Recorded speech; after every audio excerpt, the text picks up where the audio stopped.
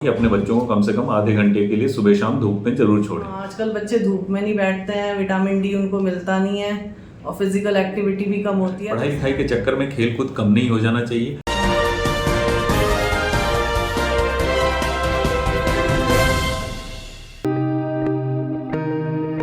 अच्छा अर्पित, आप ये बताओ आपको क्या परेशानी हो रही है? मेरे घुटनों में बहुत ज़्यादा दर्द हो रहा है। कब से है ये? लगभग 2 महीने से। कैसे शुरू हुआ था? शुरू घुटने से ही हुआ था और फिर धीरे धीरे बढ़ता गया। चलने में बहुत दिक्कत हो रही है। ऐसा हुआ था उससे पहले कि काफी दिनों तक मेरी लॉकडाउन के कारण घर में रहना पड़ा और खेलने कूदने में कमी आई थी? खेलता कूदता तो घर पे भी था, पर पहले ऐसी कोई दिक्कत नहीं है। लेकिन घर से बाहर निकलना कम हो गया था। मेट्रो प्लस में आप सभी का स्वागत और मैं आपके साथ आपका अपना नवीन गुप्ता। आज हम आपसे बात करेंगे बच्चों की हेल्थ को लेकर। 3 बच्चों में आजकल हाथ, पैरों, जोड़ों और घुटनों में चलने फिरने के दौरान दर्द की शिकायत कुछ ज्यादा ही देखी जा रही है, जैसा कि हमने आपको अपनी इस वीडियो में दिखाया। बच्चों में सनलाइट डिस्पोजर की कमी के कारण शरीर में विटामिन डी की कमी हो जाना इसका मुख्य कारण बताया जाता है। बच्चों में होने वाली इस बीमारी का कारण जानने के लिए मेट्रो प्लस की टीम ने ग्रेटर फरीदाबाद के एक और हॉस्पिटल में जाकर वहां ऑर्थोपेडिक्स के सीनियर डॉक्टर अरुणेश कुमार से बातचीत की। डॉक्टर साहब, जो बच्चों में जो धूप में नहीं बैठते या विटामिन डी की कमी आती है, क्या कारण रहते हैं इसके लिए जो बच्चों में प्रॉब्लम आती है? देखिए, विटामिन डी डेफिशिएंसी तो आज के ज़माने में करीब करीब हर किसी में पाई जाती है, क्योंकि हमारी लाइफस्टाइल ही ऐसी हो गई है। हम सीधे घर में एसी के माहौल में बैठे रहते हैं और वहाँ से निकलते हैं तो फिर एसी गाड़ी में, और वहाँ से निकलते हैं तो एसी ऑफिस में। बच्चे भी जाते हैं तो गाड़ी में बैठ के जाते हैं, वहाँ से सीधे स्कूल में, दिन भर स्कूल में रहते हैं। शाम को जब आते हैं तब तक धूप खत्म हो जाती है। ज़्यादातर समय एसी में रहना इसका मुख्य कारण हो गया कि आदमी को धूप नहीं ले पाता आदमी। ज़्यादा बड़ा कारण ये है कि हम अपने लिए टाइम नहीं देते हैं और हम बाहर सनलाइट में जाते ही नहीं हैं। हम चाहते ही नहीं हैं जाने के। सनलाइट की कमी उसका मेन कारण यही हो गया ना। सनलाइट सबसे नेचुरल सोर्स है जो कि हमारे स्किन से जैसे ही टकराती है हम तो वहाँ पे विटामिन डी नेचुरल फॉर्म में बनता है। इससे बढ़िया विटामिन डी कहीं भी नहीं मिल सकता। तो सबसे बढ़िया तरीका तो यही है कि बच्चे को हाफ पैंट और हाफ टी शर्ट पहनाकर सनलाइट डायरेक्ट स्किन पे लगे ऐसे खेलने के लिए बाहर छोड़ना चाहिए, कम से कम हर रोज आधा घंटा 45 मिनट। इसके लिए कोई टाइमिंग फिक्स है कि सनलाइट किस टाइम लेनी चाहिए?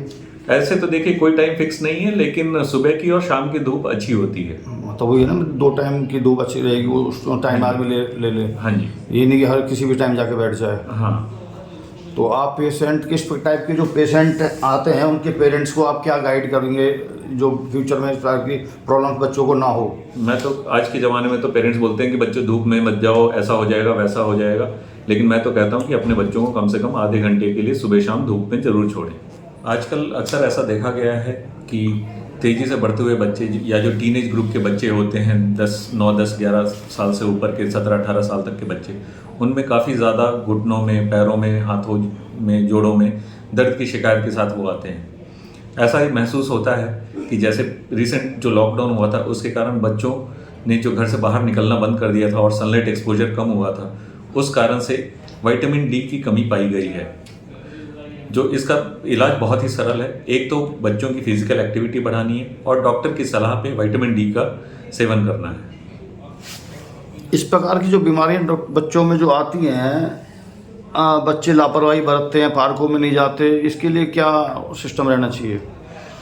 देखिए, इसमें जो लापरवाही की बात है, इसमें बच्चों से ज़्यादा जिम्मेदारी पेरेंट्स की होती है।